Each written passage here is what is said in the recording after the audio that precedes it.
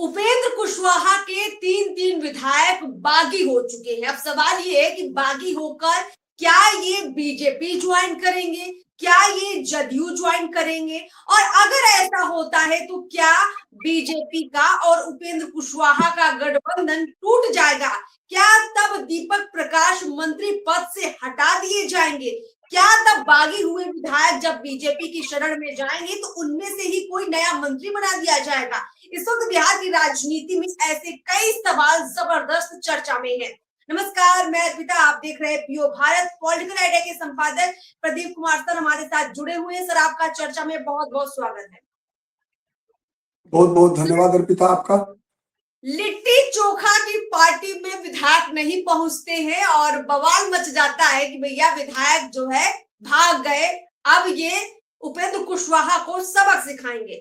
सबसे पहले समझेंगे सर, ये कहाँ के विधायक हैं और इतने गुस्से में किस लिए आ गए? क्योंकि दीपक प्रकाश मंत्री बना दिए गए, यही वजह है, या फिर इन विधायकों को अपना भविष्य उपेंद्र कुशवाहा के साथ ठीक नहीं लगता है? कारण क्या है?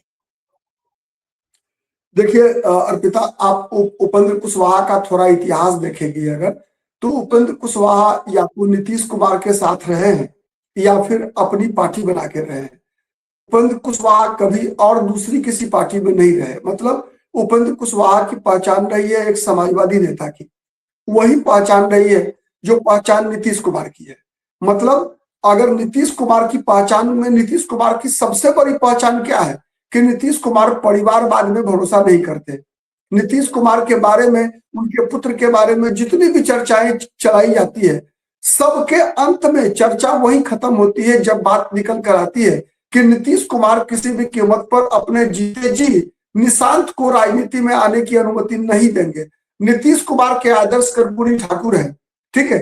और उपेंद्र कुशवाहा की राजनीति तभी परवान चढ़ी 90 के दशक में, 2000 के आसपास आकर कह लीजिए, जब उपेंद्र कुशवाहा ने नीतीश कुमार की धारा की राजनीति शुरू की।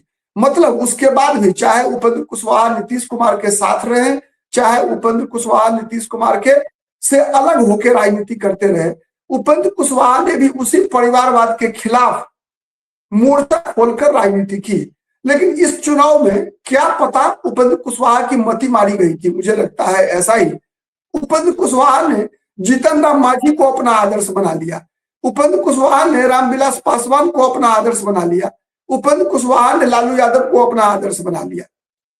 और जब विधानसभा में 6 सीटें मिली लड़ने के लिए, तो 6 में एक पत्नी को लड़ा लिया, ठीक है, पत्नी जीत भी गई सासाराम से। और उसके बाद जब मंत्री बनने की बात आई तो इन चारों विधायकों में से पत्नी को बना लेते, उससे बेहतर था, ठीक है। लेकिन बाहर से लाकर 5वां अपने बेटा दीपक प्रकाश को मंत्री बना लिया, पत्नी बन गई एमएलए, पति खुद उपेंद्र कुशवाहा राज्यसभा के एमपी है। तो ये पूरा का पूरा जैसे लालू यादव, जैसे जीतन राम मांझी उसी कैटेगरी में शामिल हो गए उपेंद्र कुशवाहा। तो अब उपेंद्र कुशवाहा तो उसी कैटेगरी में शामिल हो गए, लेकिन उपेंद्र कुशवाहा के जो समर्थक हैं उनका क्या दोष?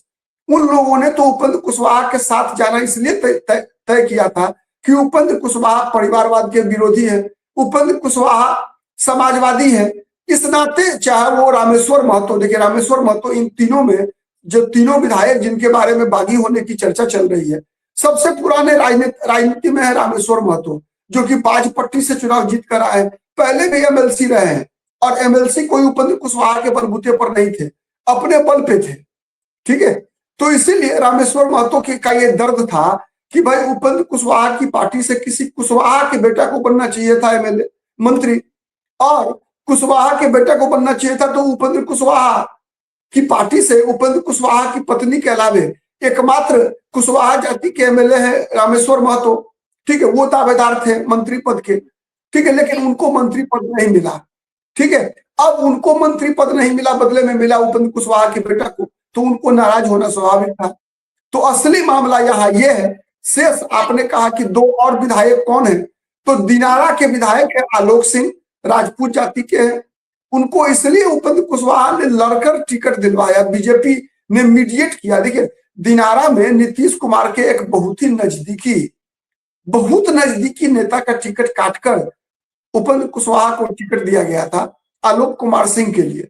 जय कुमार सिंह जो नीतीश कुमार की सरकार में मंत्री रहे, न केवल नीतीश कुमार की पार्टी ने नीतीश कुमार के नजदीकी बल्कि भाजपा के भी एक बड़े नेता, जिनके बारे में एक समय वो मुख्यमंत्री पद के उम्मीदवार हुआ करते थे बीजेपी से, राजेंद्र सिंह, उनका टिकट काटकर उपेंद्र कुशवाहा को दिनारा सीट दिया गया था आलोक सिंह के लिए, इसलिए कि जब अगली बार उपेंद्र कुशवाहा लोकसभा का चुनाव लड़ेंगे काराकाट से तो उनको इससे मदद मिलेगी, ठीक है। लेकिन उसके बदले क्या किया उपेंद्र कुशवाहा ने?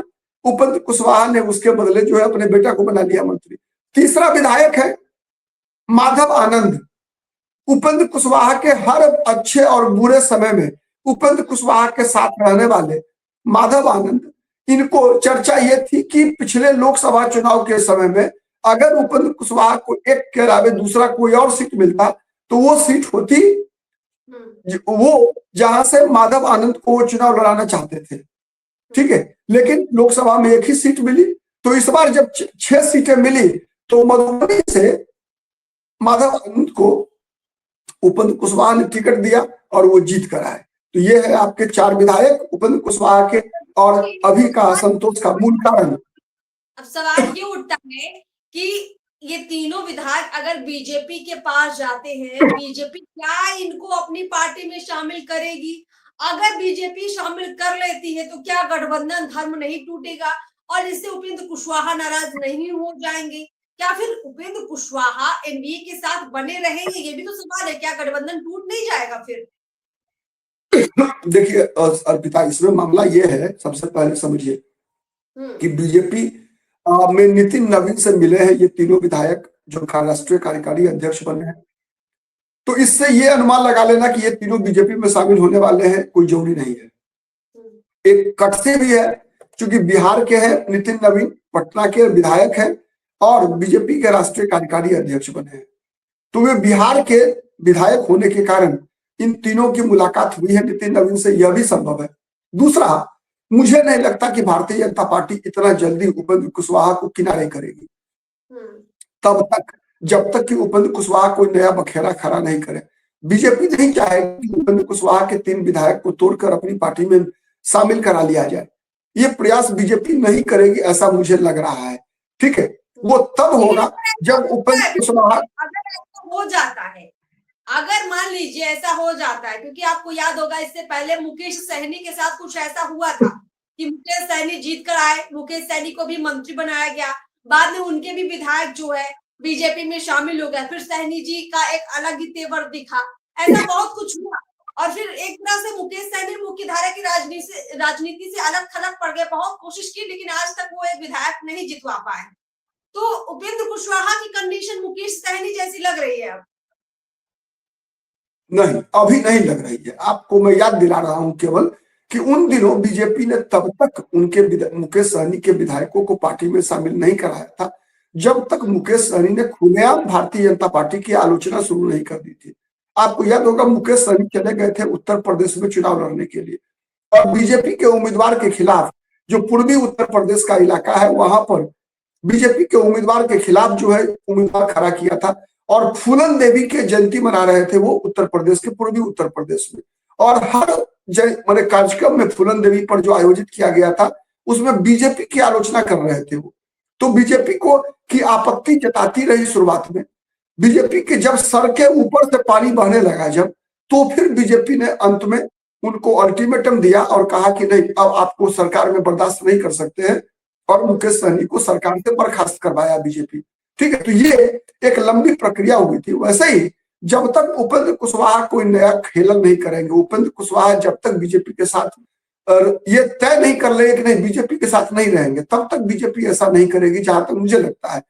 क्यों? उसका कारण समझिए।